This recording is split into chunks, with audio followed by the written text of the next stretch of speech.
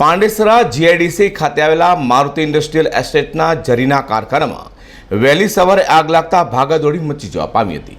બનાવની જાણ થતાં તાત્કાલિક ફાયરની ટીમે ઘટના સ્થળે દોડી જઈ આગ પર કાબુ મેળવ્યો છે। ફાયર સૂત્રોને સ્થળ પરથી મળતી માહિતી મુજબ પાંડેસરા વિસ્તારમાં મારુતિ ઇન્ડસ્ટ્રીયલ એસ્ટેટના એક જરીના કારખાનામાં બીજા માળે વહેલી સવારે આગ લાગી જતા કારીગરોમાં ભાગાદોડી મચી જવા પામી હતી।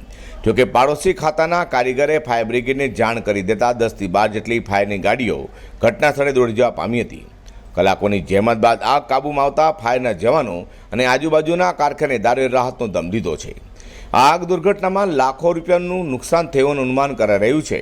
તો અંગે ફાયર ઓફિસર કૃષ્ણ મોઢે જણાવ્યું હતું કે કોલ લગભગ સવારે 6:19 હતો। કાપડના કારખાનામાં આગ લાગી હોવાના કોલ બાદ 3 થી 4 ફાયર સ્ટેશનની ગાડીઓ ઘટના સ્થળે દોડી જવા પામી હતી। 2 થી 3 કલાકમાં આગ કાબૂમાં લેવાઈ ગઈ હતી। આ દુર્ઘટનામાં જરીના બોબીન, જરીનો સામાન, ફિરગા સહિતનો સામાન બળીને ખાખ થઈ જવા પામ્યો હતો। કાલી અંબા નામનું કારખાનું હોવાનું અને જરી સાથે ગોડાઉનના કામમાં પણ લેવાતું હોવાનું સામે આવ્યું છે। આગ બીજા માળે લાગી હતી। આ પાંડેસરા મારુતિ ઇન્ડસ્ટ્રીયલ એસ્ટેટ છે, એમાં કાલી અંબા જરી ગોડાઉન છે આ, અને એના સેકન્ડ ફ્લોર ઉપર જરીનું અને એનું કામ ચાલતું હતું। એમાં કંઈક કારણોસરથી ફાયર થઈ ગયેલી છે।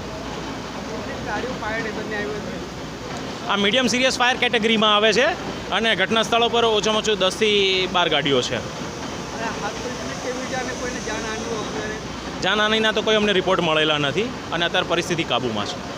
આગની ઘટનાનું સૌથી પહેલાં જોનારે જણાવ્યું હતું કે હું તો સુપરવાઇઝર છું। અચાનક મારા ખાતાની બાજુમાં કાલી અંબા નામના કારખાનામાંથી ધુમાડો નીકળતો જોઈ તાત્કાલિક સેટને મેં ફોન કરી દીધો હતો। ત્યારબાદ ગણતરીની મિનિટોમાં ફાયરની 12 ગાડીઓ ઘટનાસ્થળે દોડી આવી કલાકો બાદ આગને કાબૂમાં લઈ લીધી હતી। આગની ઘટના લઈ કારીગરોમાં ભાગાદોડી મચી ગઈ હતી। કારખાનામાં લાગેલી આગની ઘટના લઈ લાખો રૂપિયા નુકસાન થયું હોવાનું પણ સામે આવ્યું છે। જોકે કોઈ જાનહાની ન થતાં તંત્રે રાહતનો દમ લીધો છે। Azhar Qureshi, G10 news.